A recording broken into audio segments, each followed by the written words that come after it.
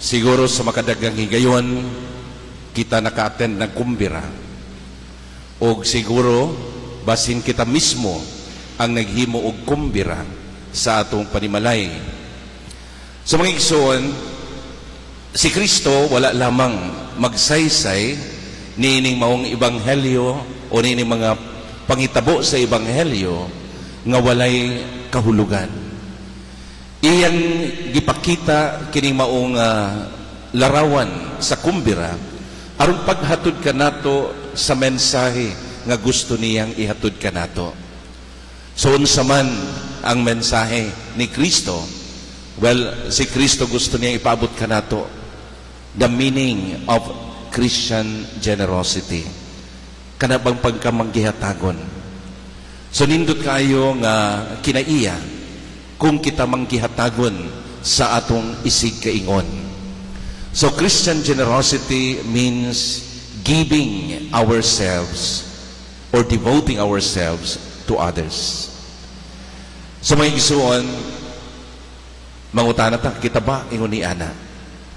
Yes, ang mga Pilipino noon kaayo sa pagkamanggihatagon o kanang pagkamaabi-abihon. And si Kristo nagsulti, dili lang sa iyang kapanahunan, bisan sa atong panahon karon. Nga kining maong attitude, nga kining maong kinaiya, kinahanglan buhion nato kanunay diha sa atong kasing-kasing. Dili lamang pagpakita nga kita adunay ikahatay. Dili lamang pagpakita nga kita mohatag ngadto sa uban.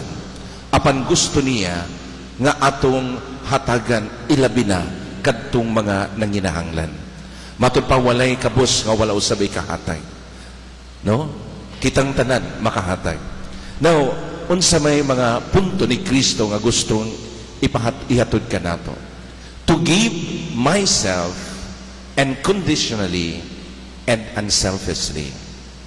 Sumuhatag kita nga walay condition. Nga dili kita mag-expect og something in return. Mabito na nga iyang dimension din kung magkumbira ka, iya kining advice ngadto sa nagdapit kaniya.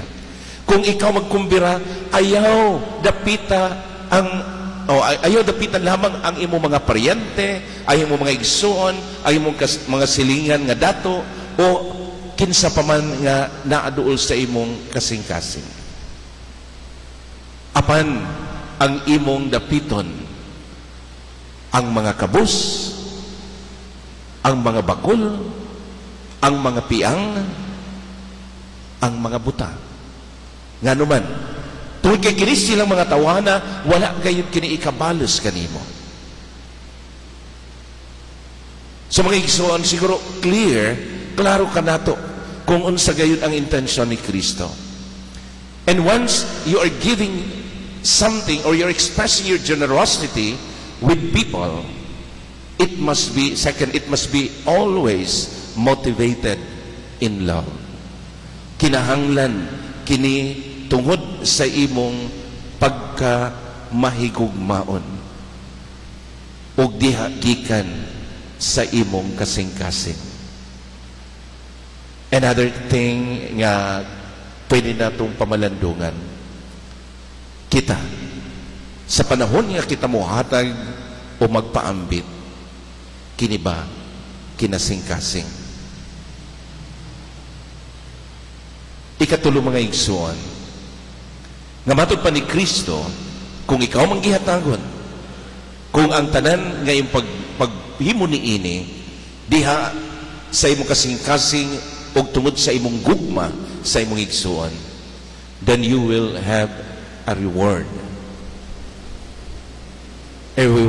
an eternal glory of God, na akay ganti gikan sa Dios.